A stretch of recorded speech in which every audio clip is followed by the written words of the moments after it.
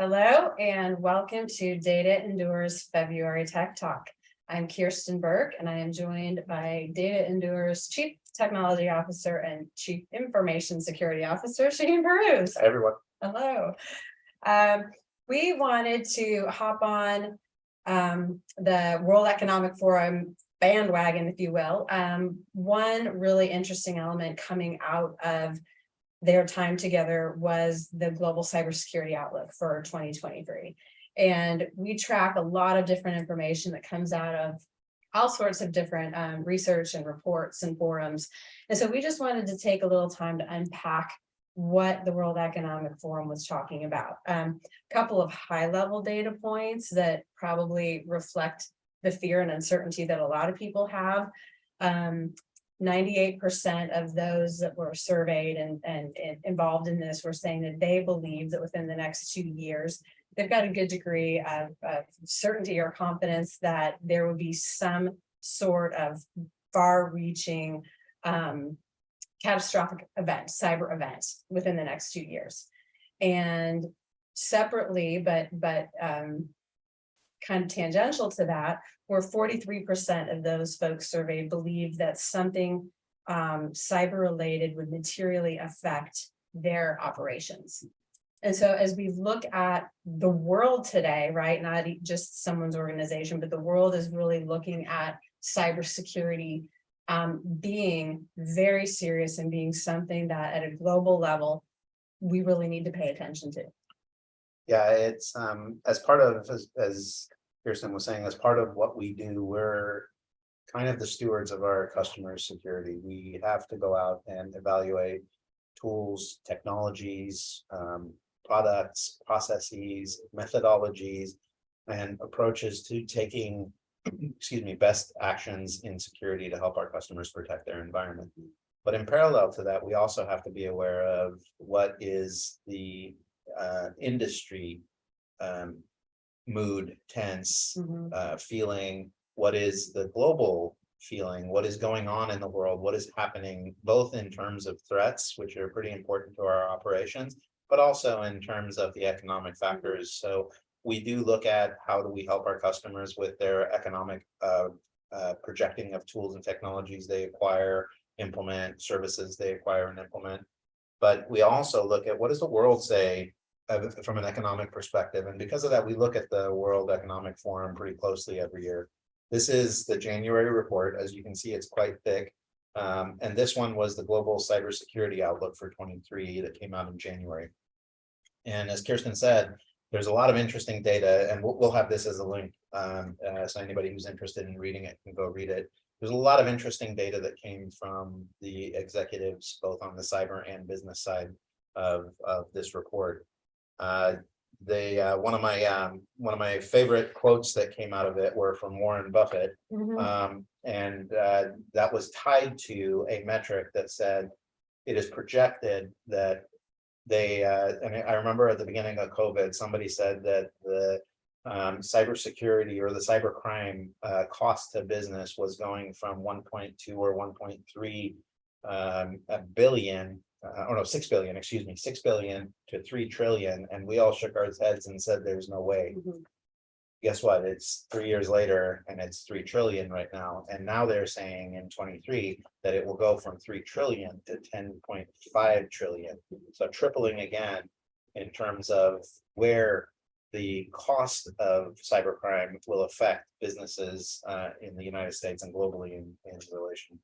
So by 2025, by the way, in 2 years, they expect a tripling of cybercrime costs.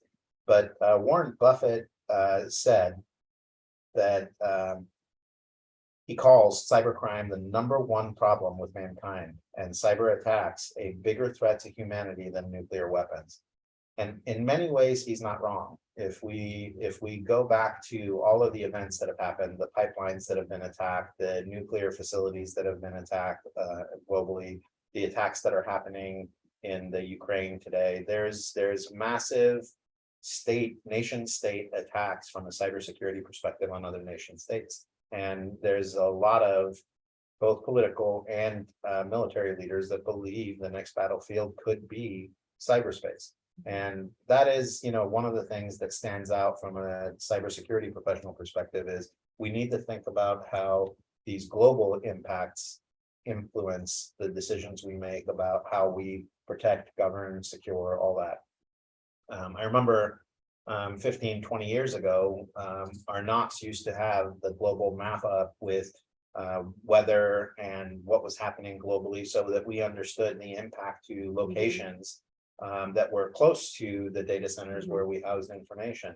It's a very different map that we have up today in our security operations center. It is the global threat map, meaning where are attacks coming from and where are they going to, and where are they most focused, so that if we have a customer in a region of the world that is being heavily attacked, we can pay more attention to the attacks that are coming in.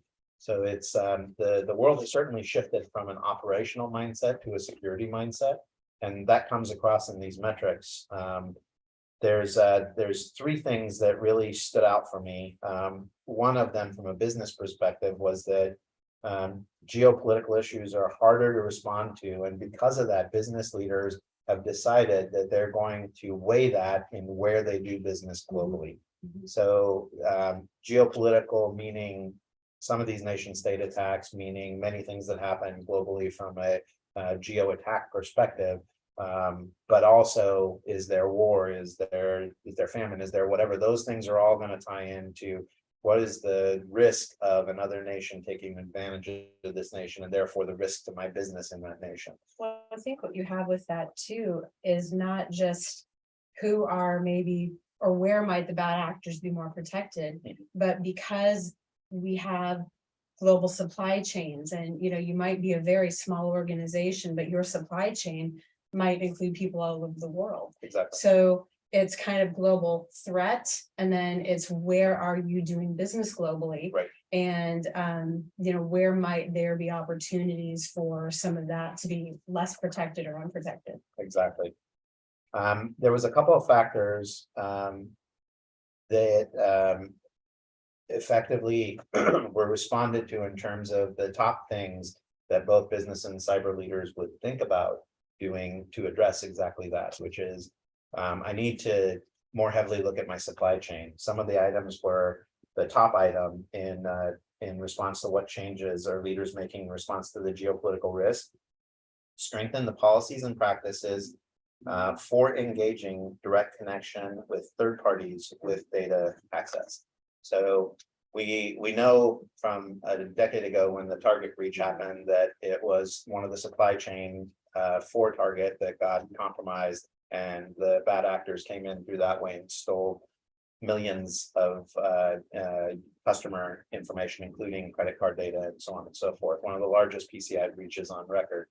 And that came through their HVAC vendor, which back then most people didn't think twice about putting better policies and security. You sent out your standard security checklist out to your vendors and said, "Do you guys do this?"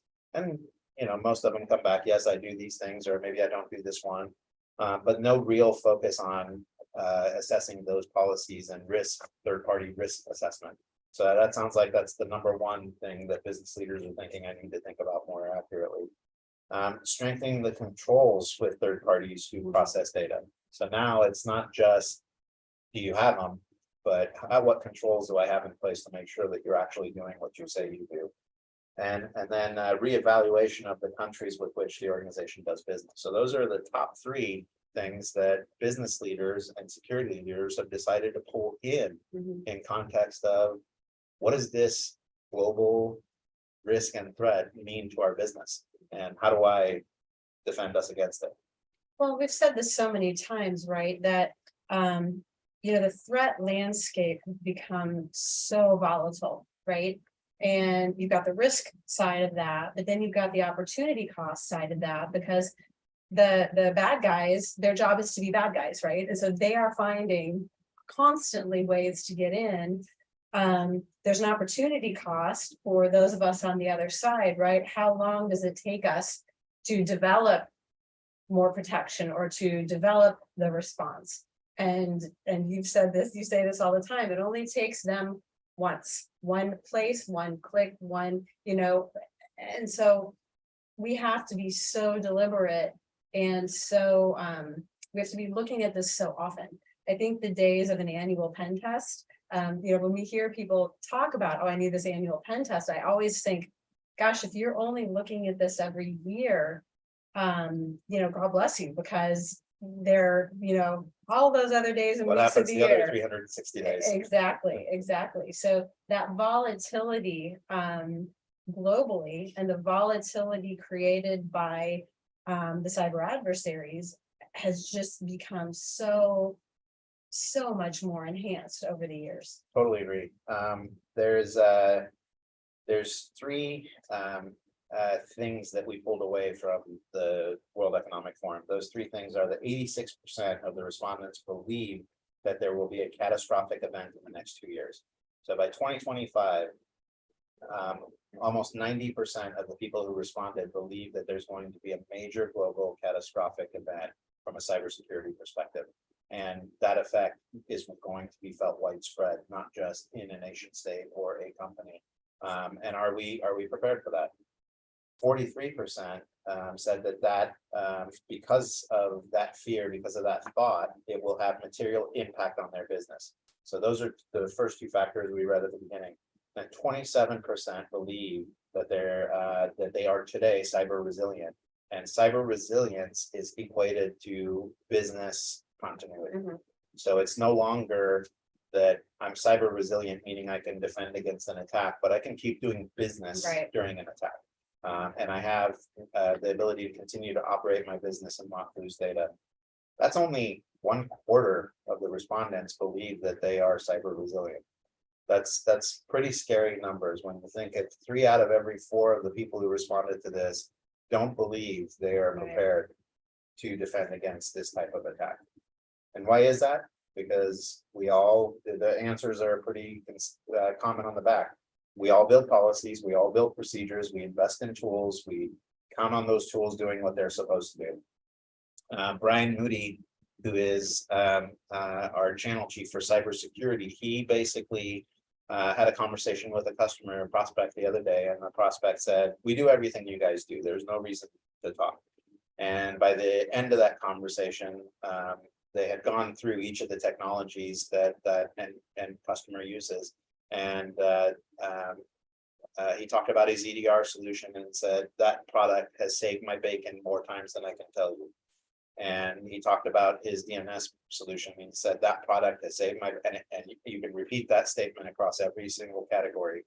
But then when we showed him the facts, when we showed him the MITRE evaluations for that product he's using compared to other products in the market, he said, "You're the first vendor who sat in front of me and said, these are the facts. We appreciate that. And we used to use that tool too, but we no longer do because of the following reasons. And your tool set is not one that can go static. Mhm. All it takes is one miss. That one miss means your business is down because you're encrypted.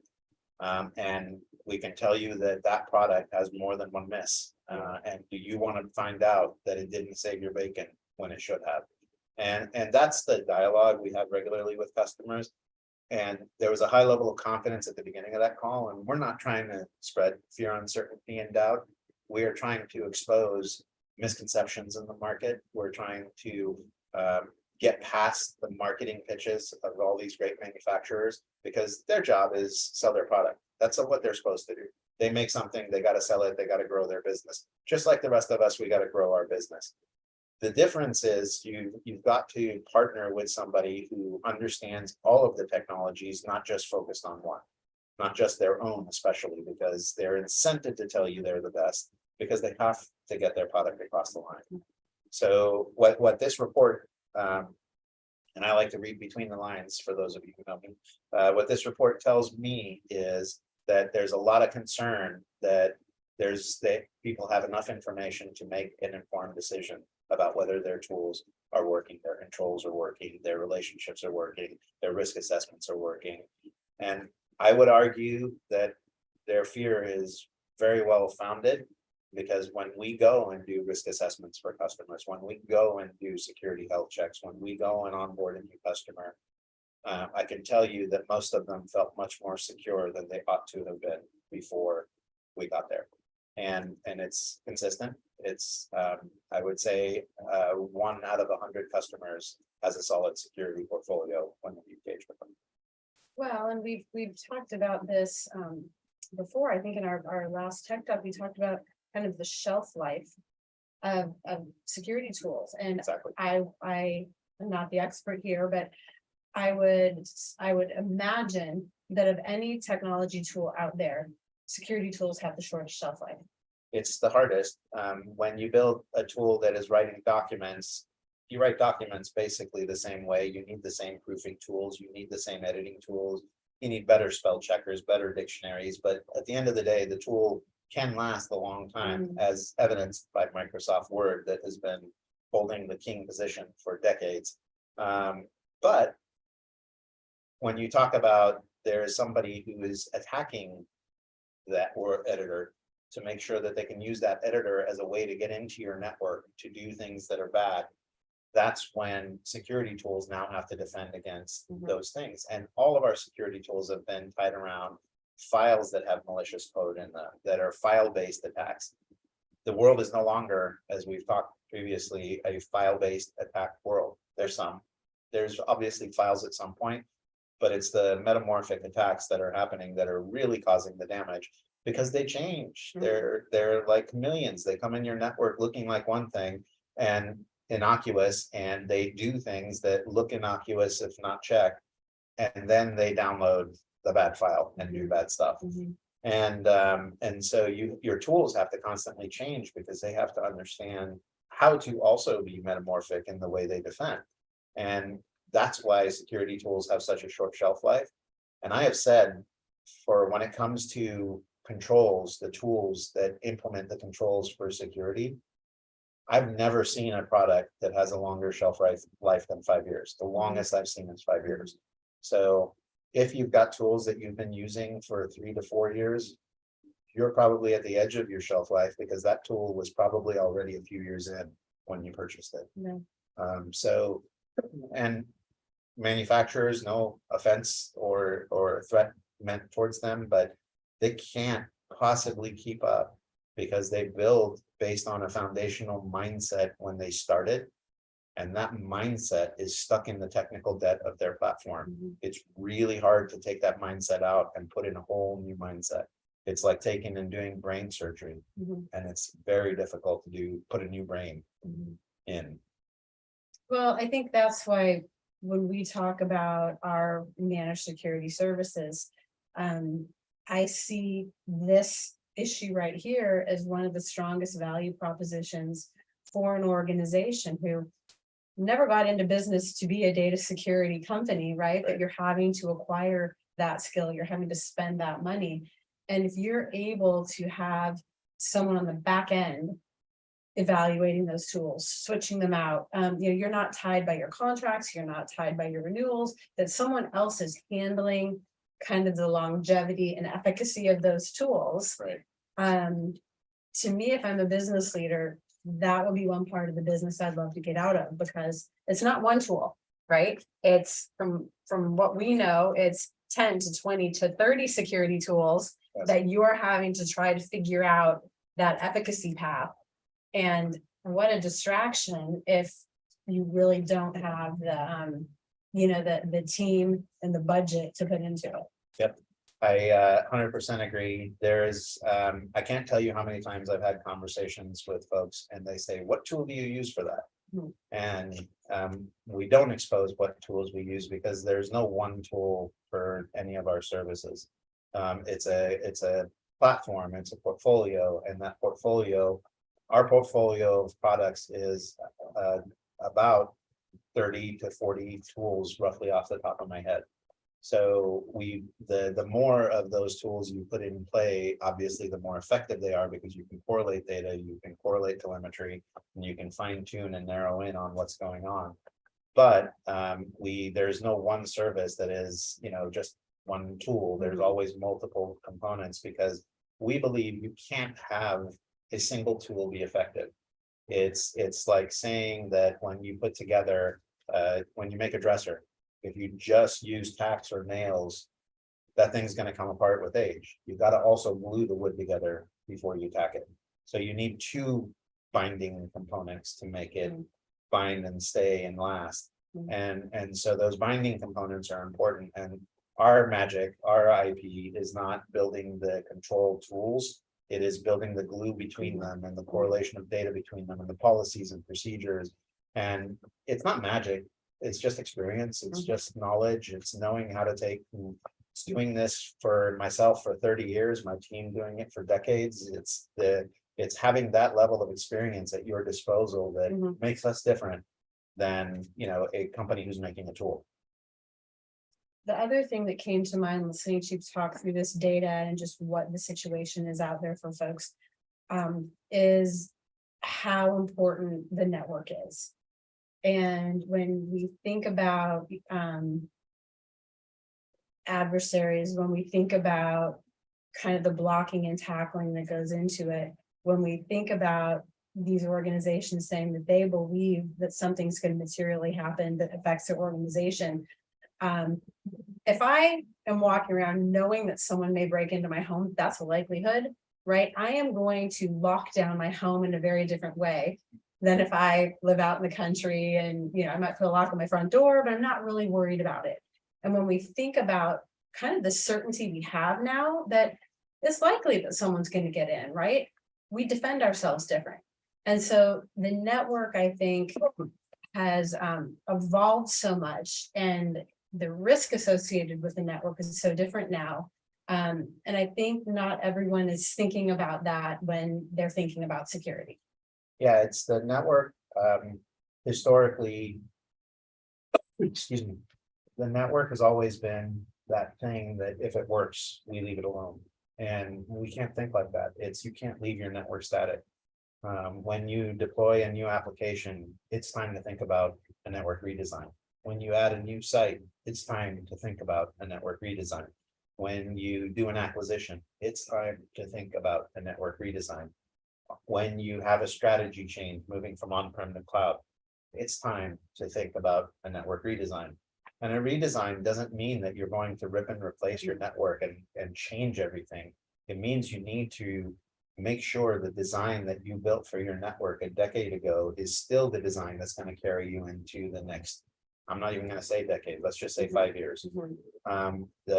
Like security, the network health, the network capability and capacity and security are critical components of how long your network will last for you. Wi-Fi is changing every year. The Wi-Fi standards are continuously updating, changing, and we rely so heavily on Wi-Fi in the world. We don't think about that it's the weakest point of security in our network. How do you protect against it?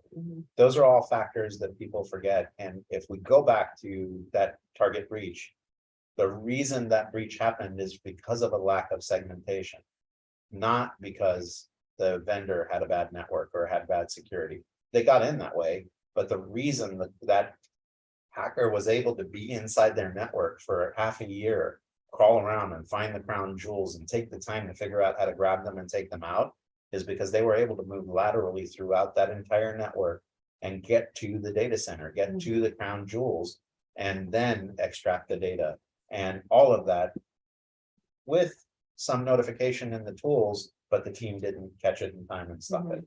So if you look back at that reports from that attack, there was an outsourced SOC and the SOC saw it and they escalated and there was no action taken on those escalations. So just knowing isn't enough. Your tools have to do a great deal of work to help protect. And that's where microsegmentation has to be over the next 2 years, a primary focus for everyone, and network assessment and design needs to be a factor for everyone. I've got 3 takeaways from this report. Perfect. The first one was tied very much to what we just said. Focus on securing the core. Technology is now part of the core, not just a commodity. So we have, growing up in IT myself and security, IT has always been commodity. And we still think of IT spend as commodity. Security is not a commodity. Security is something that it's not about even exceeding or being better than or achieving additional technology from your competitors. you have to secure your business so you can keep doing what you do, even if you're worse than your competitors. If you want to stay in business, security is a core requirement. So focus on securing the core. That's the network. That's everything that comes up from the network, but start at the network. The second thing is a talent gap, and it hasn't gone away. It's the World Economic Forum still believes that that's an issue, and they have two things.